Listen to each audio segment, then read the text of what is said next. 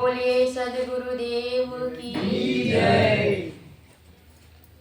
परम पूज्य गुरुदेव जी, अर्चनीय वंदनीय मुद मंगलमय संत समाज, धर्म प्रेमी भक्त सज्जनों, ममता मूर्ति माताओं एवं बहनों, गुरुदेव जी के द्वारा मुझे भी कुछ विचार रखने का आदेश हुआ है। विचार रखने के पूर्व मैं एक छोटा सा भजन प्रस्तुत करूंगी, उसके बाद फिर विचार। राम तजू पे गुरु ना बिसारू,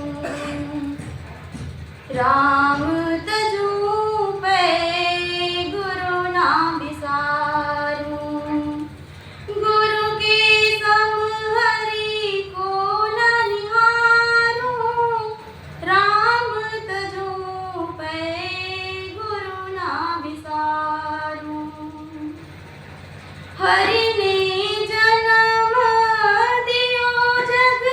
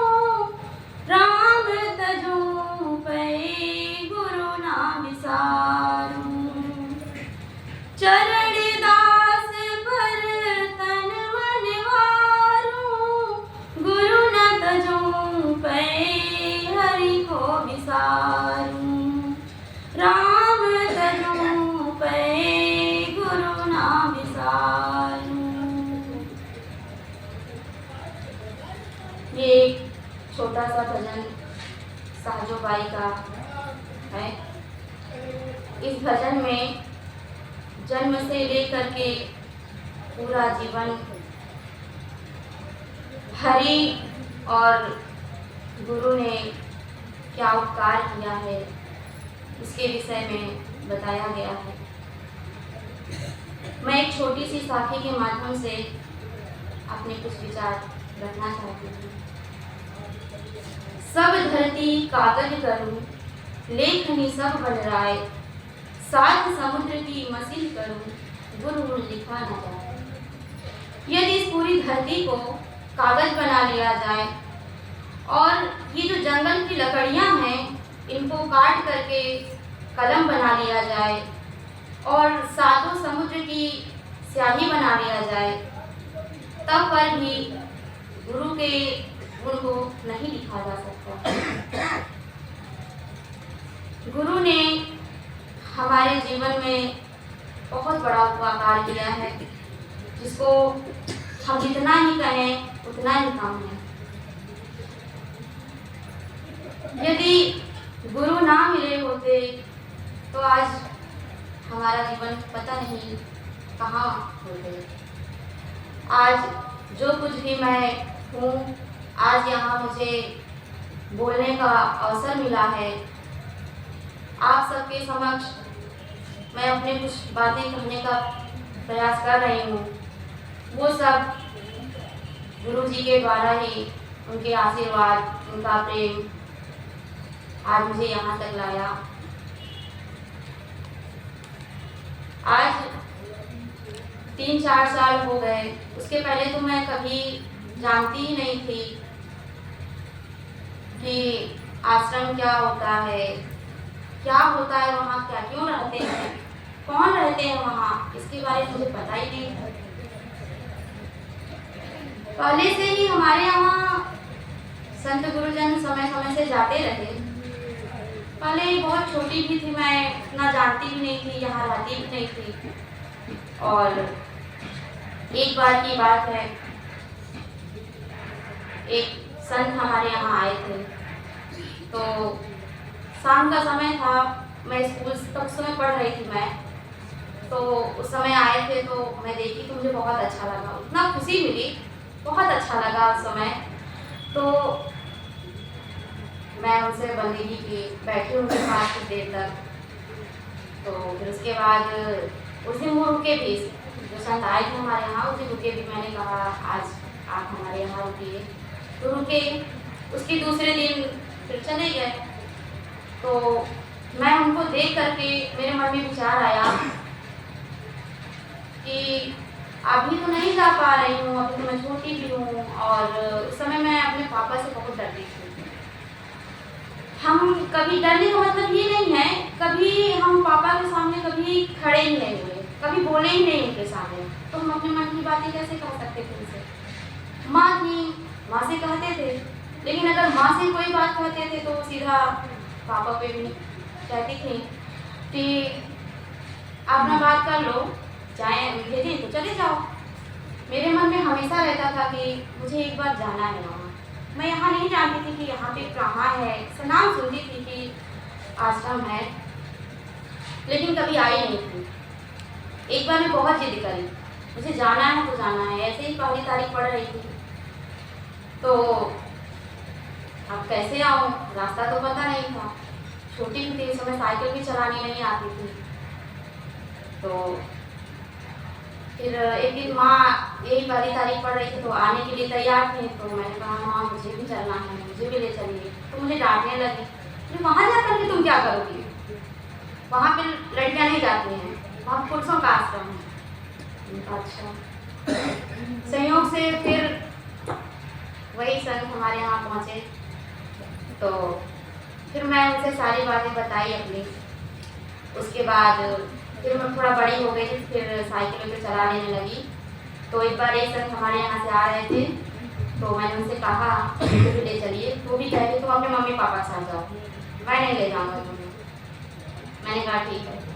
उनसे बिना बताए तैयार थी, पहले से मन में विचार था कि मैं आज जाऊँगी। तो जैसे ही वो साइकिल लेके निकले, थोड़ी ही दूर पहुँचे थे तो फिर मैं भी उनके पीछे पीछे निकली।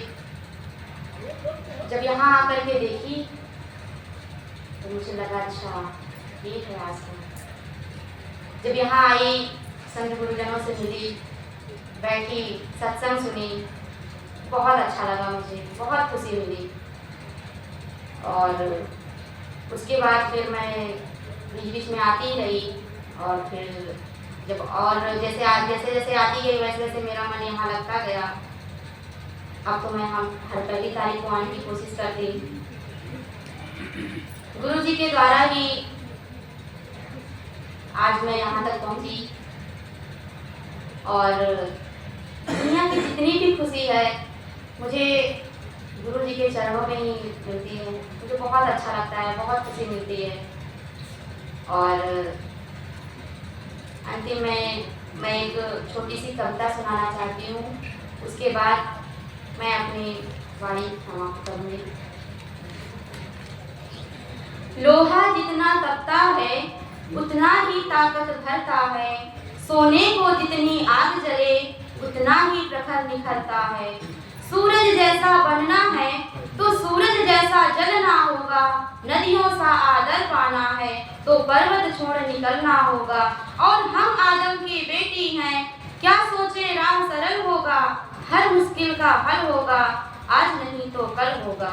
विश्वास है अगर अपने श्रम शिखरों पर तो मरुस्थल में भी जल होता है, मरुस्थल में भी जल होता है, आज नहीं तो कल होगा, आज नहीं तो कल होगा। अपनी वाणी को मैं यही समाप्त करती हूँ। बोलिए सद्गुरुदेव की जय।